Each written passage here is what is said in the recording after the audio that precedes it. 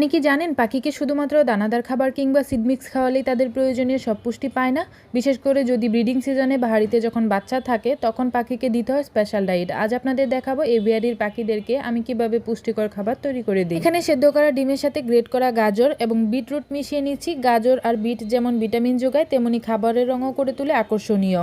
এর সাথে আমি যোগ করে নিচ্ছি ভিজিয়ে রাখা বিভিন্ন প্রকার ডাল ও শস্য দানা, যেটা আমি সারা রাত ভিজিয়ে রাখার পর সকালবেলা সিদ্ধ করে নিয়েছি। এখানে প্রোটিনের উৎস হিসাবে 1 ফুট ব্যবহার করছি প্রসেস করাটা। এটা আমার পাখিরা খুব বেশি পছন্দ করে, যার জন্য পরিমাণে আমি বেশি দিচ্ছি। এরপরে আমি মিশিয়ে নিলাম পাখির ইমিউনিটি বাড়াতে সাহায্য করে। এই সব ফুডগুলো দিলে পাখি খুব দ্রুত বড় হয় এবং ব্রিডিং এ থাকা বাবা মা পাখি খুব সহজে বাচ্চাদেরকে খাওয়াতে পারে। বিভিন্ন সময় ভিডিওতে দেখতে পান আমার পাখিরা কতটা মজা করে সফট ফুড 1 ফুট খায়। আজকের ভিডিওতেও দেখতে পারবেন মাশাআল্লাহ।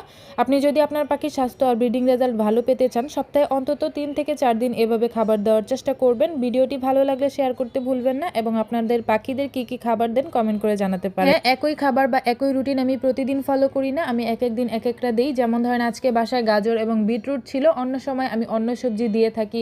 আমার বাসায় পটল থাকলে আমি পটল দিই, গরমের সময় শসা দিই কিংবা শাকসবজি দিই।